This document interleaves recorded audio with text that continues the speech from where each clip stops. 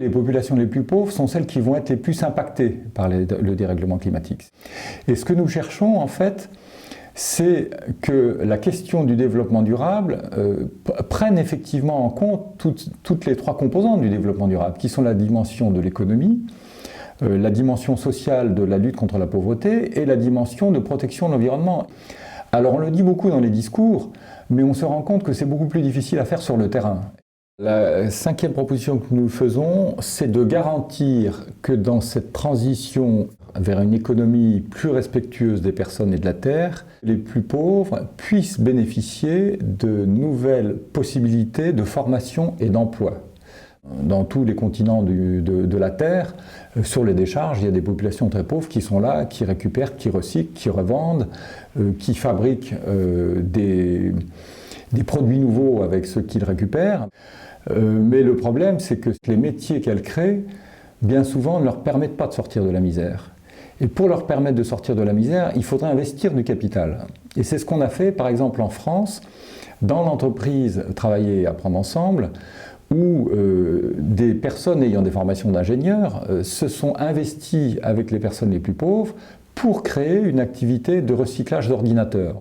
Des emplois sur contrat à durée indéterminée qui leur donnent une protection sociale.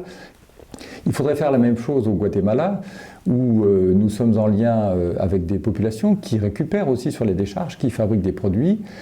Le risque qu'on a vu dans un certain nombre de pays, c'est que lorsque des grandes entreprises s'investissent dans la récupération de déchets, elles le font avec des énormes capitaux, mais elles le font souvent en évinçant les populations qui travaillaient là sur les décharges. On a vu ça au Vietnam.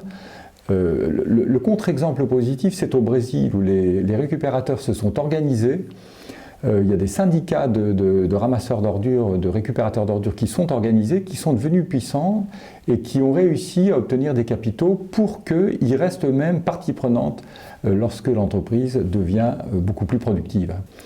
Alors, une autre question très, très importante, on sait que dans nos pays, il faut faire des économies d'énergie par une meilleure isolation thermique des logements. Et donc là aussi, il y a un créneau très important de création d'emplois, de nouveaux métiers qu'il faudrait rendre accessibles aux populations les plus pauvres. Mais il faut faire attention au travers, là encore, comment les solutions peuvent se retourner contre les pauvres. On isole les logements, c'est très bien, mais après ça, est-ce que les coûts des loyers des logements isolés vont augmenter? Est-ce que les populations les plus pauvres vont être évincées de ces logements parce qu'ils sont mieux isolés? Ou est-ce qu'ils vont pouvoir rester dedans parce qu'on aura inventé des mécanismes de soutien qui vont faire qu'elles vont continuer à bénéficier d'une allocation logement qui leur permettra de rester dans les lieux. Donc on voit bien toutes les opportunités que peut donner cette transition indispensable vers une économie plus respectueuse de l'environnement, mais aussi tous les pièges si on ne fait pas attention à ce que les personnes les plus pauvres soient associées à la réflexion sur tous ces projets et qu'elles puissent dire peut-être une chance mais aussi un risque pour elles qu'il faut mettre en place des mécanismes adaptés pour les protéger.